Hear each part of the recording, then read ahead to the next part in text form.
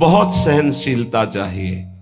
बड़ी वस्तु प्राप्ति के लिए छोटी वस्तु में कहीं राजी ना हो जाए, पहली शर्त। जैसे किसी को 1 अरब रुपया चाहिए, 100 रुपया दिया जाए तो कैसा लगेगा? उसे बुरा लगेगा। क्या होगा इससे? हमारी तो बहुत बड़ी संख्या है, मांग हमारी बहुत बड़ी है।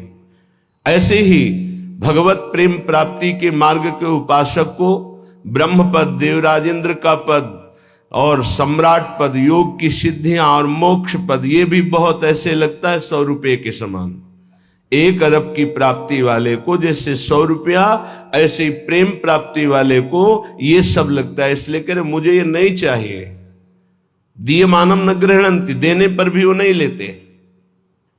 बिना मत सेवनम जना, बिना मेरी सेवा के वो ये परम पद भी नहीं चाहते, मोक्ष भी नहीं चाहते। इसलिए पहले तो उपासक को यह समझना है कि हमें चाहिए क्या। भोग मिला, भोग भोग लिए, जैसी वृत्ति हुई वैसे ही चल दिए, जैसा मन आया वैसे ही क्रीड़ा कर रहे हैं। तुम्हारा लक्ष्य क्या है? प्रेम। इतना महंगा है प्रेम, प्राण दिए यह प्रेम न पइए, ऐसो महंगो आय सखीरी। तुम इतने सस्ते बिक जाते हो। रसेंद्री के भोग, जनेन्द्री के भोगों में अपना लक्ष्य भूल जाते हो। तुम प्रेम प्राप्ति कैसे कर पाओगे? जो भूमा सुख का अधिकारी बनना चाहता हो, अल्प सुख का त्यागी होता है। जो अल्प सुख में रमण करने लगता है, भूमा सुख के अधिकार को खो देता है। भूमा सुख परमात्म सुख। जिसकी बुद्धि इतनी प्रवीण है कि हमारा लक्ष्य है प्रेम, तो प्रेम के आगे कुछ नहीं, कुछ नहीं चाहिए, प्रेम चाहिए।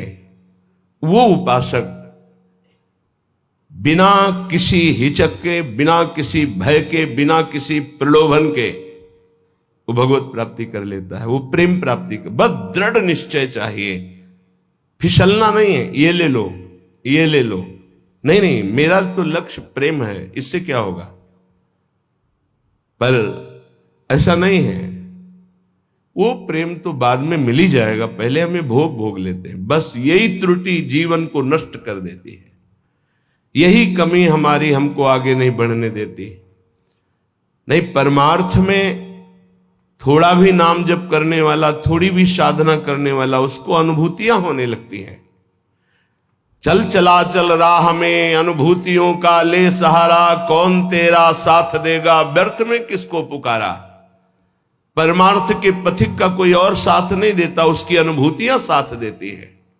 पर अनुभूतियां हैं नहीं तो धन साथ देगा, व्यक्ति साथ देगा, शरीर साथ देगा, रिश्ते नाते साथ देंगे। ये सब काल के गाल में दबे हुए हैं, ये क्या साथ देंगे। कालातीत पुरुष हमारा साथ दे सकता है, वह भगवान, वह भगवान के प्रेमी जन। इसलिए बहुत सावधानी पूर्वक सत्संग सुने और इस जीवन का चरम लक्ष्य है प्रेम। उस प्रेम को हम प्राप्त करने के लिए कमर कसें। क्या ये संतों के पास नहीं जा सकते? क्या इनका अधिकार भगवत प्राप्ति नहीं? नहीं, इनके मन में भगवत प्राप्ति की कहीं किंचन मात्र लालसा नहीं। पद और प्रतिष्ठा, भोग और ऐश्वर्य, नाम और कीर्ति, बस इतना ही लक्ष्य है। इसलिए प्रेम मार्ग के उपासक को कभी इनका संग नहीं करना चाहिए। हां, कोई महाभागवत और पद पर विराजमान और भगवत भजन में लगा हुआ, भगवत प्राप्ति की लालसा वाला, उसका हृदय से स्वागत करना चाहिए। ऐसा नहीं कि कोई हो ही नहीं सकता। अम्बरीश जी महाराज चक्रवर्ती, सम्राट और महाभागवत, बड़े बड़े महाभागवत राजा हुए। दशरथ जी महाराज चक्रवर्ती, सम्राट, ऐसे महाभागवत कि भगवान उनके पुत्र श्री राम के रूप में आए। तो जो भगवान से विमुख है, केवल पद का ही अभिमान रखता है, राजपने का अभिमान रखता है, भोग ऐश्वर्य में घमंड में है, ऐसों का संग कभी भक्त को नहीं करना चाहिए। अभिमानिनते न्यारे, भूत भविष्य लोक 14 में भये होए हरि प्यारे, 300 व्यवहार हमारो, अभिमानिनते न्यारे। किमनो भूपई, मुझे क्या प्रयोजन है। एक ब्रज के भक्तों के चरित्र में आता है एक संत की कुटिया पर राजा दर्शन करने के लिए गए, तो वो भिक्षा मांगने गए थे। दूर से उन्होंने देखा बड़ा राजा का वैभव, हाथी घोड़ा सब। लोगों से पूछा है क्या है? बोले राजा दर्शन के लिए। भागे और गांव में गए और कहा हमारी कुटिया में आग लग गई है, जल्दी बचाओ, जल्दी बचाओ। गांव के लोग भागे, वहां गए तो देखा राजा समझ गए।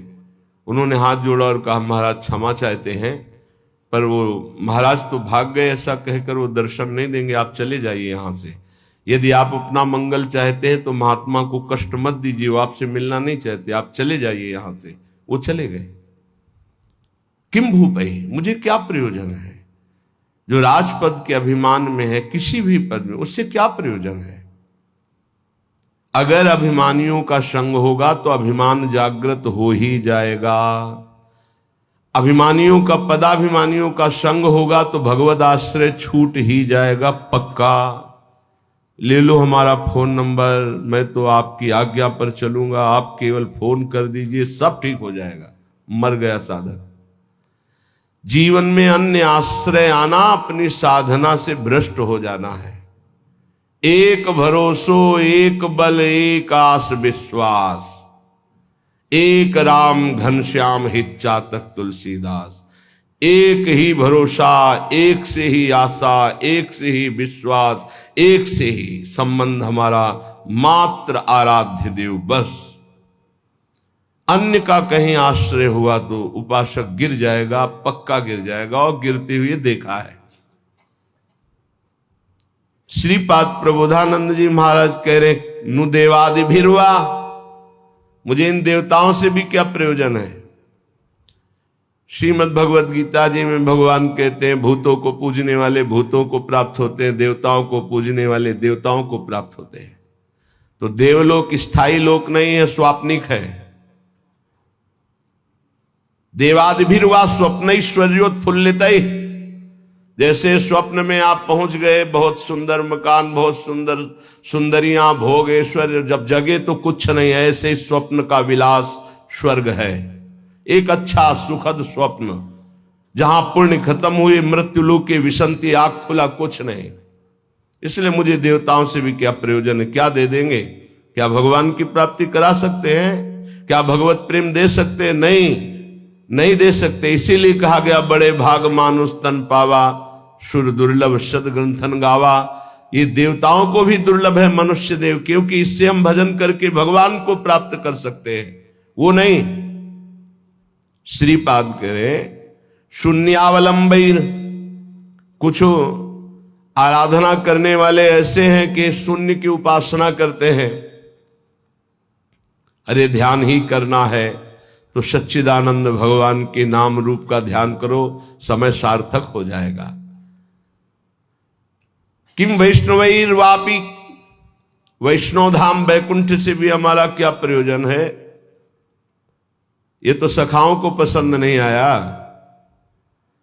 जब सखाओं ने जाना, नंद बाबा को वरुण के पार्षद ले गए थे, और श्री कृष्णचंद्र जो जब उनको मुक्त कराने के लिए गए, तो जो लोकपाल वरुण ने साष्टांग दंडवत की और अर्घ पूजा और उपासना, वो नंद बाबा ने देखी। मेरे लाला को बड़े बड़े देवता लोकपाल दंडवत कर रहे हैं। और स्तुति जब की तो सुना नंद बाबा ने, तो आके ब्रजवासियों से बताया मेरा लाला तो भगवान है। सखाओं ने कहा क्यों कन्हैया तू भगवान है? बाबा कह रहे थे तू भगवान है। तो भगवान है तो वैकुंठ दिखा। भगवान श्री कृष्णचंद्र जो मुस्कुराए अपने भोले सखाओं की बात सुन, तो ये ब्रह्म हृदय है, स्नान करो इसमें, फिर हम तुम्हें वैकुंठ का दर्शन कराएंगे। जीव ही डुबकी लगाई, पहुंच गए वैकुंठ। वहां भगवान की दिव्य चतुर्भुज पार्षद और दूर सिंहासन में इंद्र नीलमणि कांति चतुर्भुज भगवान श्री के सहित विराजमान है, लक्ष्मी जी के सहित विराजमान है। वो कांप गए वैभव देखकर। पार्षदों ने रोक दिया। अरे बोले मुझे ऐसे के पास जाना ही नहीं, मेरा कन्हैया तो सिर्फ मेरा है। और एकदम व्याकुल हुए कहा नहीं चाहिए मुझे वैकुंठ। और डुबकी से बाहर हुए, देखा मेरा कन्हैया मुस्कुरा रहा है। बोले प्रभु चरणों में गिर गए, कहा कभी वैकुंठ मत भेजना, मुझे ऐसे वैकुंठ में नहीं जाना जहां आपसे इतनी दूरी हो, जहां ऐसा वैभव नहीं। मेरा कन्हैया जिसके साथ हम खेलते हैं, तो ये तो सखा भाव की बात है, फिर ऊपर के भाव में कौन स्वीकार करेगा ऐसे वैभव को। वैकुंठ के भी वैभव को नहीं स्वीकार करना, ना श्रीमत, ना किसी वैभव ऐश्वर्य सिद्धियों को स्वीकार करना। तब वृंदा कानन एकांत भाजाम, तब वृंदावन के एकांतिक प्रेम की प्राप्ति होती है। एकांतिक, प्रिया प्रीतम, श्यामा श्याम। तो अभी आप कह दो मुझे मोक्ष नहीं चाहिए, वैकुंठ नहीं, 500 रुपया में प्रभु को भूल जाते हो, वैकुंठ की बात करते हो। मोक्ष जानते हो किसे कहते हैं? अभी जाना ही नहीं मोक्ष किसे कहते हैं। जरा से लौकिक सुख में तो घुटने टेक देते हो, मोक्ष सुख के त्यागी कैसे हो गए? ये जो त्याग की बात है, ये उन भजनानंदियों की जिनकी स्थिति में आ चुके हैं। वो चाहे तो वैकुंठ मिल जाए, चाहे तो योग की सिद्धियां मिल जाए, चाहे तो मोक्ष मिल जाए, वो उनका त्याग किए हुए हैं। पहले मर्त सुखों का तो त्याग कर दो, मृत्यु लोक के सुखों का तो त्याग करो अंदर से, तब ऊपर के सुख अपने आप तुमको दिखाई देने लगेंगे।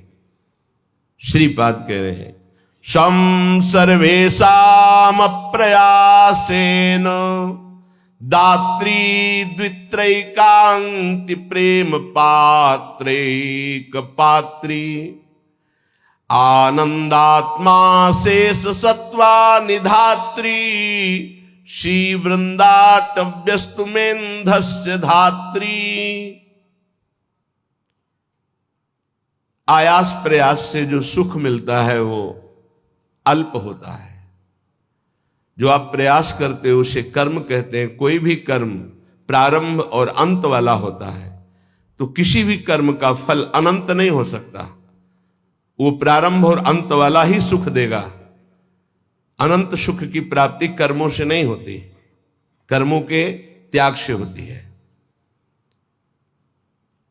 जो अपने साधन का भरोसा नहीं रखता है, इष्ट का भरोसा रखता है और खूब साधन करता है, ये दो बातें समझ में नहीं आएंगी।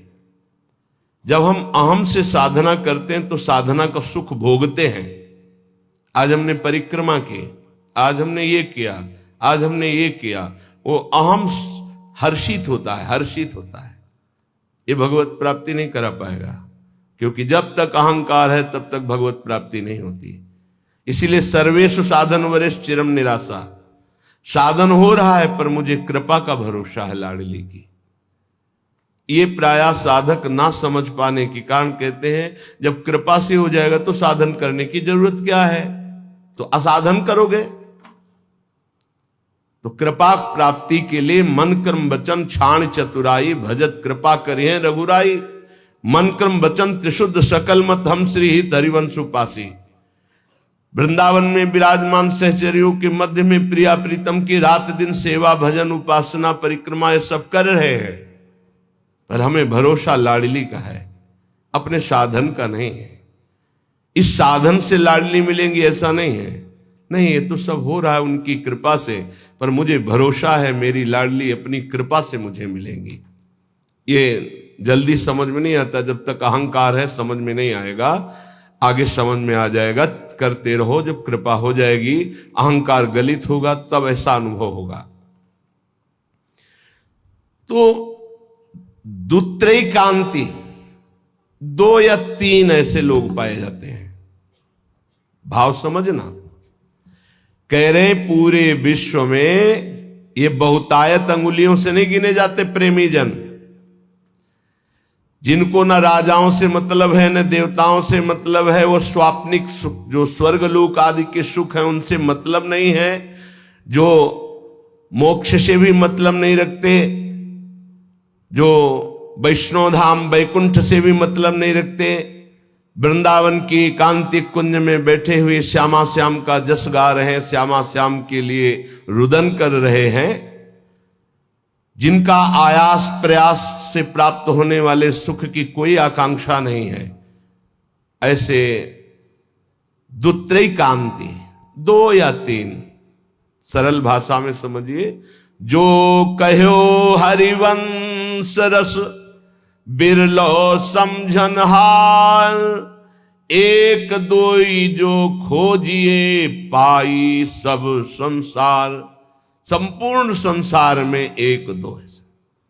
एक बार भगवान वल्लभाचार्य जी से उनके एक प्रिय धनी शिष्य ने कहा, आज हमारी इच्छा है कि 100 विद्वान ब्राह्मणों को भोजन कराएं। बोले बहुत सुंदर, यदि एक 12 तिलकधारी कंठीधारी आचार्य परंपरा से युक्त वैष्णव को पवा दो तो 100 ब्राह्मणों को पवाने का फल प्राप्त हो जाएगा। ओहो, ऐसा वैष्णव की तो प्रभु हम 100 वैष्णव पवाएंगे। तो उनका एक अश्रुपूरित, आंखों से अश्रु बह रहे, शरीर पुलकित है, कंठ गदगद है और नाम में रत है, ऐसे प्रेमी महाभागवत को पवा दो तो 100 वैष्णवों के पवाने का तुम्हें फल प्राप्त होगा। तो बोले भगवान 100 प्रेमियों को पवा देते हैं। तो वल्लभाचार्य जी के आंसू आ गए। प्रेमी 100 नहीं, प्रेमी तो 1-2 ऐसे मिलते हैं। कैसे प्रेमी?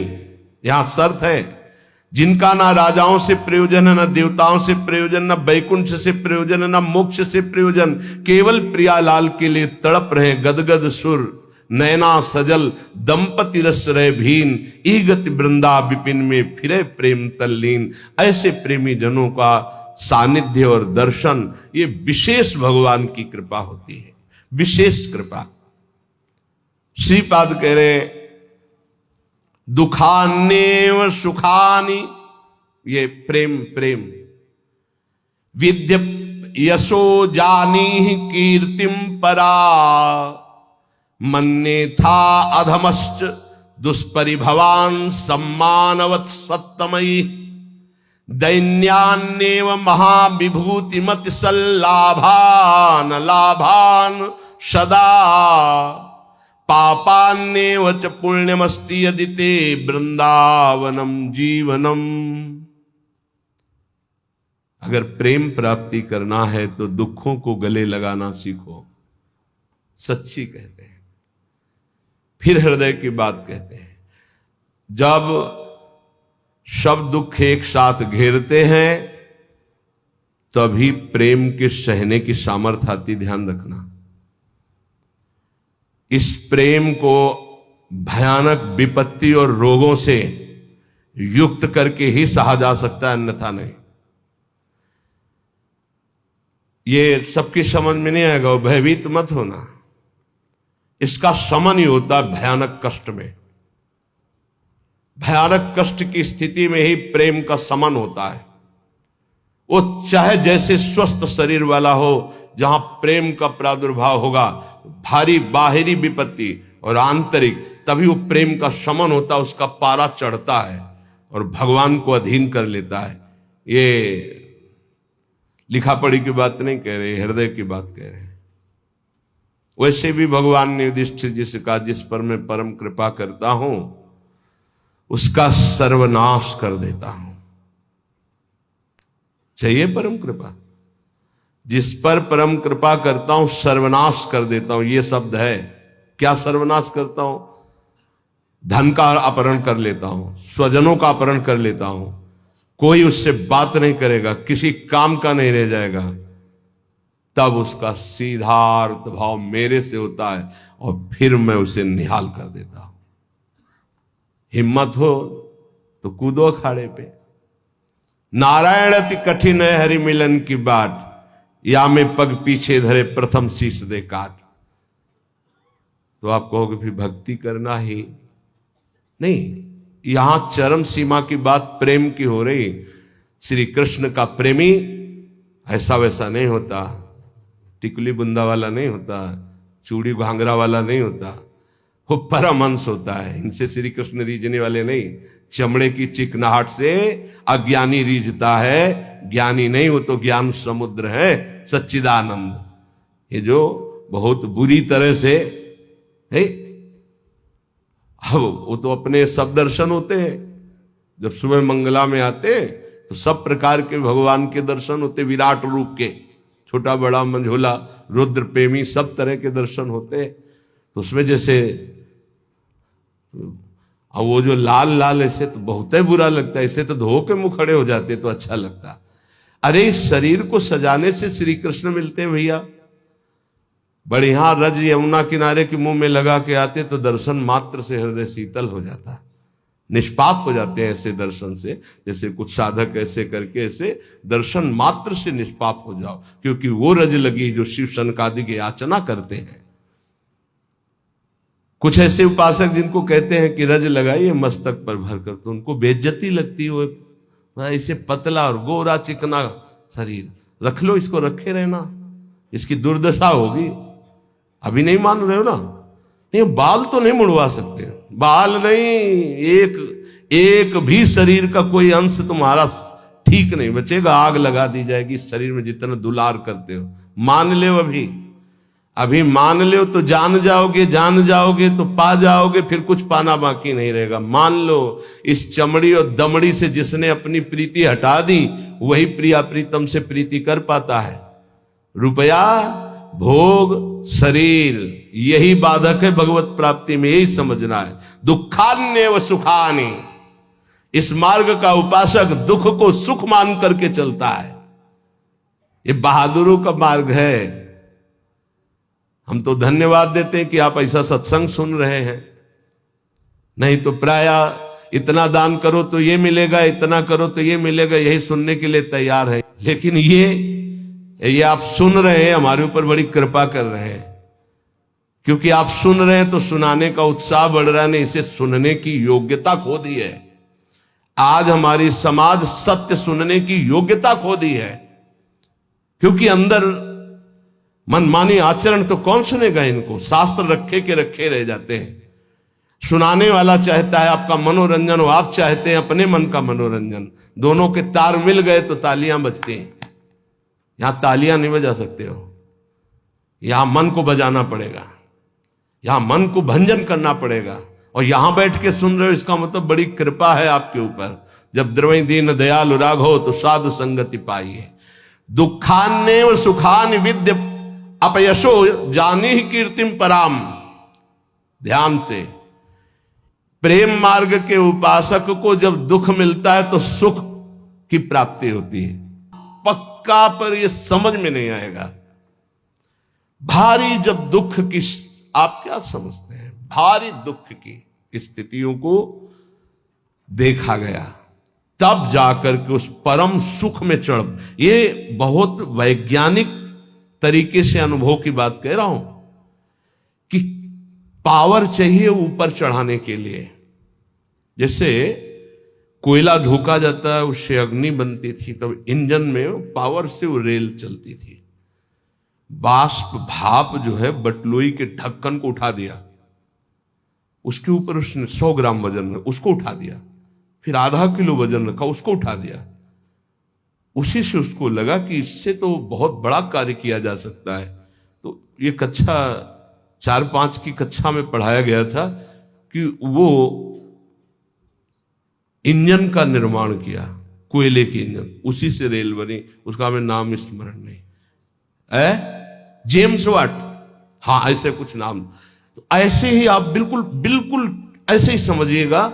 जब साधक के जीवन में दुख की भारी चारों तरफ, तो उसकी अध्यात्म शक्ति जागृत होती है, हर भरोसा टूट जाता है, एक भरोसा केवल श्री भगवान का, तो वो पावर से उसके मन की गति परमात्माकार हो जाती है।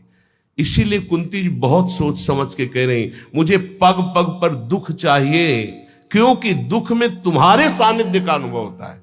ये हम कृपा मनाते हैं, भगवान की कृपा मनाते हैं कि इसने वो बाजी जितवा दी जो कभी साधना में नहीं जीत सकते थे, कभी नहीं। ये खुद निज अनुभव ये कहूं खगेशा, वो भगवान ने जिता दी। इसलिए बड़े बड़े महापुरुषों के चरित्रों को पढ़ के देखो, प्रतिकूलता का जाल बिछ जाता है उनके जीवन में। भगवान ऐसा क्यों करते हैं? अध्यात्म की जितनी ऊंचाई पर चढ़ा हुआ महापुरुष है, उतनी भारी कसौटी कसी गई। संपूर्ण आश्रय भरोसे सबका नाश होकर एक भरोसा केवल प्रभु, वही जो दिव्यता होती वो वही होती। ये पढ़ने से लिखने से साधन, यह गुण साधन ते नहीं हुई, तुम्हारी कृपा पाओ कोई कोई। यदि तुम्हारे जीवन में विपत्ति दुख और संकट घिर जाए तो भगवान को कोसना नहीं, इसलिए हम बता रहे हैं ये वो स्थिति प्रदान करने के लिए है जो तुम कभी किसी साधना से नहीं प्राप्त कर सकते।